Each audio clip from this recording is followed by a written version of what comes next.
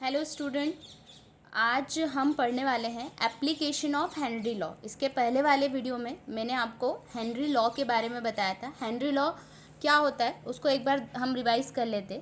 Henry law state that the partial pressure of a gas in vapour phase is proportional to the mole fraction of the gas in the solution. जो vapour pressure होता है या जिसको हम बोलते हैं partial pressure, किसी भी गैस का पार्शियल प्रेशर जो कि क्या होता है किसी लिक्विड की सरफेस के ऊपर अप्लाई किया जाता है, या जो लिक्विड होती है उसके सरफेस के ऊपर जितनी भी गैस है वो जो प्रेशर अप्लाई करेगी इस कॉल्ड पार्शियल प्रेशर।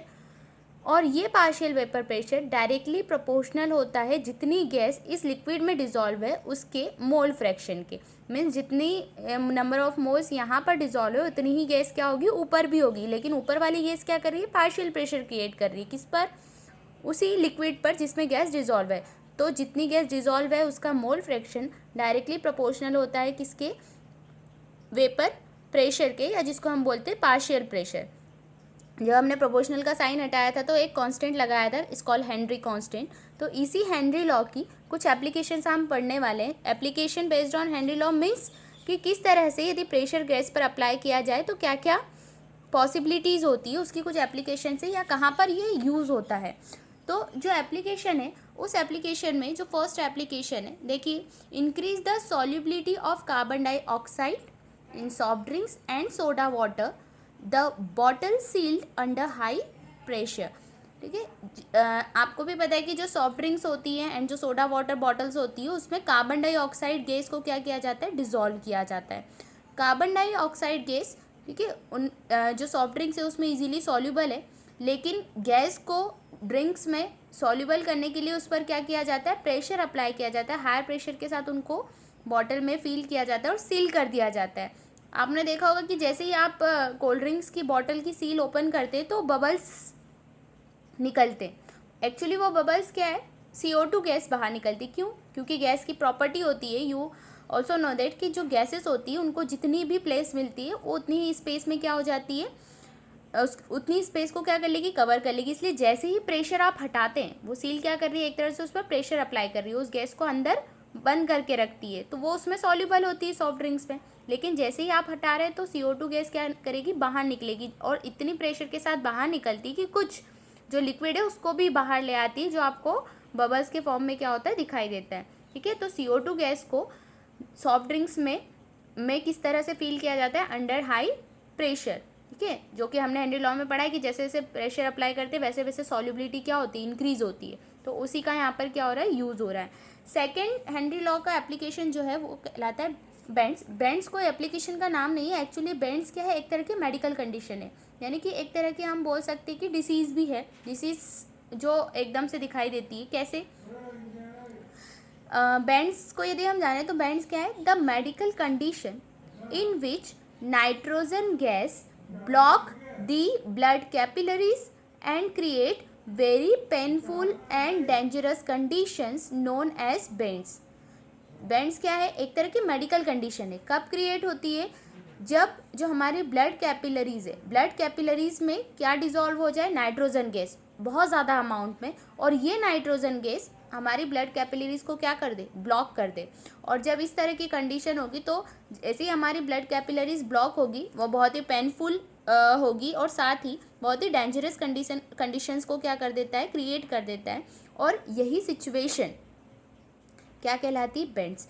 बेंड्स की जो कंडीशंस है वो किस तरह से क्रिएट होती है, यानी कि वहाँ पर हेनरी लॉ का क्या यूज़ है वो हमें पढ़ना है। ठीक है, देखो क्या होता है, जो स्कूबा डाइवर्स होते हैं, स्कूबा डाइवर्स यानी कि जो अंडर वाटर रिसर्चर्स होते हैं या जो अंडर वाटर जाकर जो भी प्रैक्टिस करते हैं, एक्टिविटीज़ करते हैं, ठीक है, उनको कहते हैं हम स्कूबा डाइवर्स। ठीक है, और ये जो स्कूबा डाइवर्स होते हैं जब ये अंडर वाटर जाते हैं तो ऑब्वियसली जैसे जैसे पानी के अंदर जाते हैं वैसे वैसे जो प्रेशर है वो इंक्रीज़ होता है। आपको भी पता है कि यदि हम फॉर एग्जांपल यदि ये सी वाटर है, ठीक है, और हमें पता है कि ऊपर क्या है, एटमॉस्फेरिक प्रेशर, तो आप जैसे यहाँ पर हो तो इतना एटमॉस्फेरिक प्रेशर, लेकिन जैसे जैसे आप अंडर वाटर जाओगे एटमॉस्फेरिक प्रेशर क्या होते जाता है, इंक्रीज़ होते जाता है। और you also know that according to Henry law कि जैसे जैसे प्रेशर इंक्रीज़ होगा वैसे वैसे गैस की सॉल्युबिलिटी भी इंक्रीज़ होती है। तो जैसे ही आप अंडर वाटर जाते हैं, अंडर वाटर जाने पर आपकी हम जो होते हैं गैस सिलेंडर लेकर जाते हैं, ऑक्सीजन गैस सिलेंडर, लेकिन उसमें सिर्फ ऑक्सीजन नहीं होती है, उसमें नाइट्रोजन और भी बहुत सारी गैसेस होती हैं। मेनली नाइट्रोजन का परसेंटेज ज़्यादा होता है, आपको भी पता है नाइट्रोजन 78% होती है। तो नाइट्रोजन और ऑक्सीजन का मिक्सचर होता है। तो जैसे ही हम ऑक्सीजन गैस गेन करते तो उससे उसके साथ साथ नाइट्रोजन भी हमारी बॉडी में जाती है, और जितना ज़्यादा अंडर वाटर जाएंगे उतनी ज़्यादा गैसेस हमारी ब्लड में क्या होगी, डिज़ोल्व होती चली जाएगी। ठीक है, तो उतनी ज़्यादा नाइट्रोजन के जाने की वजह से जैसे ही आप वापस से ऊपर आओगे तो वैसे ही अचानक प्रेशर क्या होगा, कम होगा, और जैसे ही आप ऊपर जाओगे तो नाइट्रोजन गैस एज बबल्स के फॉर्म में आपकी बॉडी से क्या होगी, बाहर निकलेगी, और ये बबल्स आपकी जो ब्लड कैपिलरीज होती है ना, उनको क्या कर देगी, ब्लॉक कर देगी, और ब्लॉक होने की वजह से क्या क्रिएट होगा, बेंड्स, यानी कि वो बहुत ही पेनफुल और डेंजरस कंडीशन क्या कर देगा, क्रिएट कर देगा। इसको यहाँ पर मैं आपको पढ़ के भी बता देती हूँ। When scuba diverse under high pressure in the deep sea, high concentration of dissolve gases while breathing. ठीक है, जब स्कूबा डाइवर्स अंडर वाटर जाते हैं डीप सी में, तो हाई प्रेशर की वजह से जो डिजॉल्व गैसेस है वो ब्रीथिंग के दौरान क्या चली जाती है, आपकी बॉडी में चली जाती है, और इजीली ब्लड में क्या हो जाती है, डिजॉल्व हो जाती है। The solubility of atmospheric gases increase in the blood with increase the pressure. जैसे जैसे प्रेशर इंक्रीज होगा, यानी कि जितना आप अंदर जाओगे वैसे वैसे जो एटमॉस्फेरिक गैसेस की सॉल्युबिलिटी है वो भी आपकी बॉडी में या आपके ब्लड में क्या होती जाएगी, इंक्रीज होती जाएगी।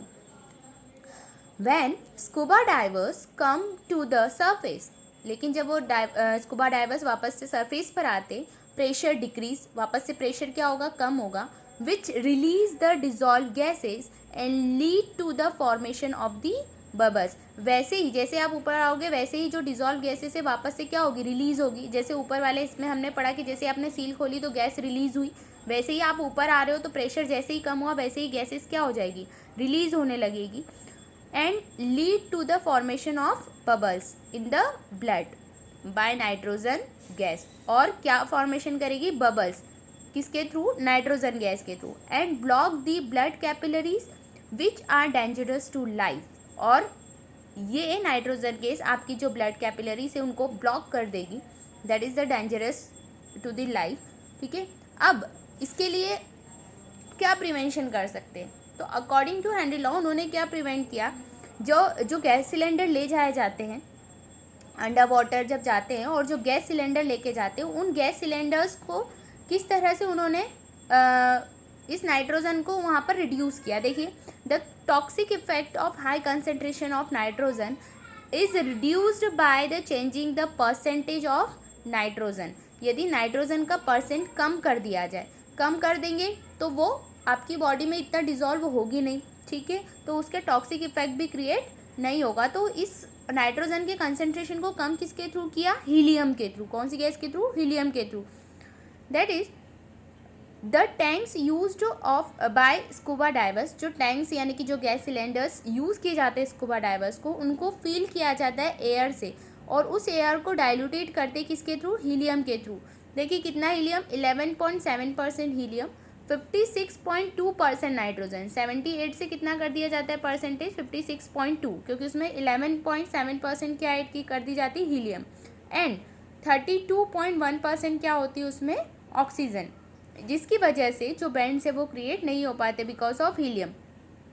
ठीक है, तो आपको क्वेश्चन कैसा आएगा कि why helium used in diving operators. जो हीलियम है उसका यूज़ ही क्यों करते हैं डाइविंग ऑपरेटर्स में, तो क्यों हीलियम का यूज़ करते हैं, because helium is very less soluble in blood as compare to the nitrogen. Nitrogen बहुत ज़्यादा बॉडी में डिज़ोल्व हो जाती है, उसके कंपेरिजन में हीलियम बहुत कम डिज़ोल्व होती है। ऑब्वियसली बहुत कम डिज़ोल्व होगी तो वो कोई बैंड्स भी क्रिएट नहीं करेगी। So to reduce the concentration of nitrogen in blood and prevent to bends, helium used in diving operators. इसलिए नाइट्रोजन के कंसंट्रेशन को कम करने के लिए किसका यूज़ किया जाता है, हीलियम का, क्योंकि एक तो ये लेस सॉल्यूबल भी हो और ये ब्लड के साथ मिक्स नहीं होती, और दूसरी चीज़ कि हमारी बॉडी के लिए हार्मफुल भी नहीं है, इसलिए हम किसका यूज़ करते हैं, हीलियम का। ठीक है, तो एक एप्लीकेशन आई थिंक आपको समझ में आ गई। दो एप्लीकेशन हो गई, एक तो हम किसकी पढ़ी हमने, अंडर जो हाई प्रेशर होता है उस पर किस तरह से काम करता है, दूसरा सॉफ्ट ड्रिंक्स में जो गैस फिल की जाती है वो किस तरह से काम करती। थर्ड आपकी जो एप्लीकेशन है वो है एनॉक्सिया। लाइक बैंड्स, एनॉक्सिया भी एक मेडिकल कंडीशन है। ठीक है, एनॉक्सिया बैंड्स के जस्ट अपोजिट है। एक्चुअली देखो बैंड्स हमने क्या पढ़ा, हाई प्रेशर में, वैसे ही एनॉक्सिया कौन सी कंडीशन से, जब प्रेशर बहुत कम हो, है ना। जब आप हाई प्रेशर गए तो गैस बहुत ज़्यादा सॉल्युबल थी। जब आप हाई एल्टीट्यूड्स पर जाते, हाई एल्टीट्यूड्स पर जाते यानी कि यदि आप माउंटेनर्स है या माउंटेन पर जा रहे हैं तो ऑब्वियसली आप जैसे जैसे ऊपर जाओगे वैसे वैसे जो एटमॉस्फेरिक प्रेशर है वो बहुत कम होते जाता है, और जितना प्रेशर कम होगा गैस की सॉल्युबिलिटी भी उतनी ही क्या हो जाएगी, आपके ब्लड में कम हो जाएगी। इसीलिए कहा जाता है ना कि हम हायर प्रेशर पर या लोअर प्रेशर पर जाते तो ऑक्सीजन अवेलेबल नहीं हो पाती, तो हायर एल्टीट्यूड पर भी ऑक्सीजन सिलेंडर लेकर जाए जाते हैं ताकि वहाँ पर आपकी बॉडी को प्रॉपर ऑक्सीजन मिल सके, राइट। क्यों, क्योंकि यदि आप हायर एल्टीट्यूड पर गए तो गैस डिज़ोल्व नहीं होगी, ऑक्सीजन होगी लेकिन वो आपकी बॉडी में डिज़ोल्व नहीं हो पाएगी। दैट्स वाई हम ऑक्सीजन सिलेंडर वहाँ पर लेकर जाते हैं। ठीक है, अब होगा क्या, आप ऊपर गए तो यदि ऑक्सीजन आपकी बॉडी में नहीं जाएगी तो उस कंडीशन में जो आपकी बॉडी में वीकनेस आएगी वो कहलाती anoxia. The symptoms of medical condition in which a climber become weak and unable to think clearly is known as anoxia। ठीक है, ऐसी मेडिकल कंडीशन जो क्लाइंबर्स के साथ होती है जनरली। कौन सी कंडीशन, जब वो क्या हो जाए, बहुत ही वीक हो जाए या प्रॉपरली सोच ना पाए। क्यों ना सोच पाएगा, क्योंकि उसको प्रॉपर ऑक्सीजन नहीं मिल पाएगी, और प्रॉपर ऑक्सीजन न मिलने की वजह से जो कंडीशन क्रिएट होगी इस called anoxia. At high altitude, the partial pressure of oxygen is less than the partial pressure at the ground। Obviously ground पर जो ऑक्सीजन का प्रेशर होता है, पार्शियल प्रेशर, वो बहुत ज़्यादा होता है। पार्शियल इसलिए क्योंकि केवल ऑक्सीजन नहीं है एयर में, और भी बहुत सारी गैसेस है, तो ऑक्सीजन का उस कंडीशन में जो सिर्फ ऑक्सीजन के लिए बात करें तो वो उसका क्या कहलाएगा, पार्शियल प्रेशर, क्योंकि पूरा उसका नहीं है ना। This low concentration of oxygen in blood and tissue living at high altitude create anoxia. ठीक है, इसी ऑक्सीजन के लो कंसनट्रेशन की वजह से जो ब्लड और टिश्यूज़ है जो कि जहाँ ऊपर जो हायर एल्टीट्यूड पर रहते हैं उनमें क्या क्रिएट कर देता है, एनॉक्सिया। तो आई थिंक आपको दोनों कंडीशन समझ में आ गई, बेंड्स जो कि अंडर वाटर जो क्रिएट होती है और एनॉक्सिया जो हायर एल्टीट्यूड पर क्रिएट होती है, और दोनों ही हेनरी लॉ को फॉलो करती है, क्योंकि Henry law is the solubility of a gas, part of solubility of a gas, right. तो हायर एल्टीट्यूड पर सॉल्युबिलिटी कम हो जाती है बिकॉज ऑफ प्रेशर लेस हो जाता है। अंडर वाटर जो होती है सॉल्युबिलिटी इंक्रीज हो जाती है बॉडी में, जो किसकी वजह से होता है, हायर प्रेशर की वजह से होता है। और दोनों ही कंडीशंस में क्या होती है, इसको प्रिवेंट करना ज़रूरी होता है, या इससे कैसे हेनरी लॉ फॉलो होता है ये हमने देखा। ठीक है, साथ ही सेकंड, ये तो सारा प्रेशर का था। एक और कंडीशन है इफेक्ट ऑफ टेम्परेचर। जैसे हम प्रेशर का इफेक्ट पढ़ रहे थे वैसे ही टेम्परेचर का इफेक्ट है। टेम्परेचर ऑलरेडी बता चुकी हूँ कि solubility is inversely proportional to the temperature. जैसे जैसे टेम्परेचर बढ़ेगा सॉल्युबिलिटी क्या होती जाएगी, कम होती जाएगी। जैसे हम बात कर चुके हैं कि विंटर सीजन में जब टेम्परेचर बहुत कम होता है तो गैस की सॉल्युबिलिटी इंक्रीज़ हो जाती है, ऑक्सीजन की सॉल्युबिलिटी वाटर में क्या हो जाती है, इंक्रीज़ हो जाती है। इसलिए जितने भी एनिमल्स होते हैं, वाटर एनिमल्स होते हैं, वो विंटर सीजन में ज़्यादा कंफर्टेबल होते हैं as compare to summer season, right. तो ये हमारा था एप्लीकेशन ऑफ हेनरी लॉ। ठीक है, इसके साथ कुछ न्यूमेरिकल्स भी हैं जो कि एग्ज़ाम में आते हैं, जो हेनरी लॉ पर बेस्ड है। वो न्यूमेरिकल हम हमारे जो नेक्स्ट वीडियो उसमें पढ़ेंगे। ओके।